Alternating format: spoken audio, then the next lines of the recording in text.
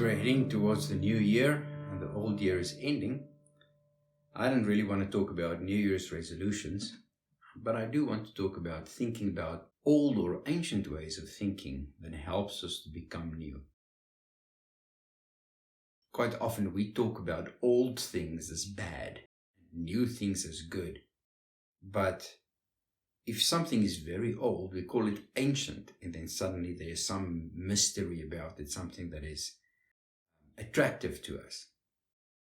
And I was playing a little bit of the song that I wrote about a verse in 2 Corinthians in chapter 5 that's very famous, but that means a lot to me.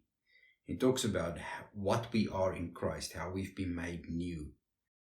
But in 1 Corinthians, he talks about the fact that this is an ancient wisdom.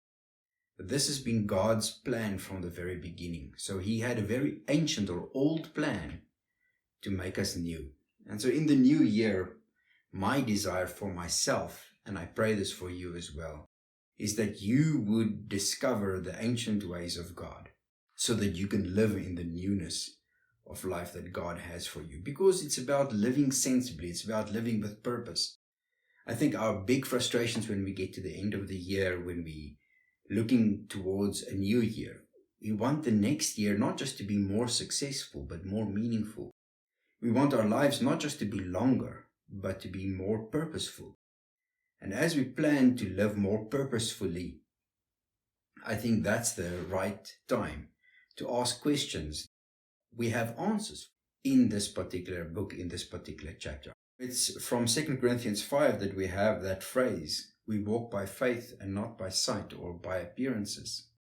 It talks about the fact that we are new creatures in the same chapter. If anyone is in Christ, he is a new creature. The old things have passed away. Behold, new things have come. But how does all of this fit together? You see, we walk by faith in the fact that this life isn't all that there is. He's actually talking about dying physically, coming to the end of this life, but knowing that we have confidence that if we are absent from the body, we will be present with the Lord. And that we live with that reality. We live right now in the body in light of the fact that there is this reality greater than this present world. And my desire is that as I go into the new year, I would live more purposefully. I would live in the newness that God has brought into my life. I would live in that new life that Jesus purchased for me. You know, in 1 Corinthians, he talks about the fact that God made the foolish things in the eyes of the world. He has chosen those things to bring to nothing the wisdom of people. And the wisdom of people is in direct contrast to the wisdom of God. But this very famous verse that really speaks to me is verse 21. He says, God, or he, made him who knew no sin. So that is God the Father made Christ the Son, who knew no sin, to be sin on our behalf, so that we might become the righteousness of God in him. God chose to do something. God chose to take our sin and place it on Christ, not just so that we can be forgiven, but so that we could become something else, something more than what we were.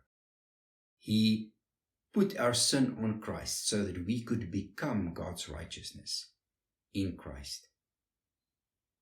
My encouragement for you for the new year is to say, I want to represent Christ. I don't just want to believe in him. I don't just want to be God's child. I want to be his representative. I want to be the representative of God's righteousness in my circle of influence, how large or small that circle of influence might be. But that God's righteousness would flow through me. That the time that I do have here on earth will be meaningful because I'm living it in the light of eternity. I'm living as if I'm heading to somewhere more.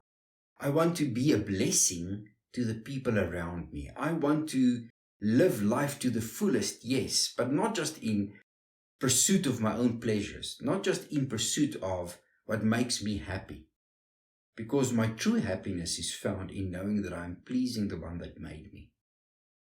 This is an ancient wisdom. It's an old wisdom. But I hope that this old wisdom will be with you in the new year.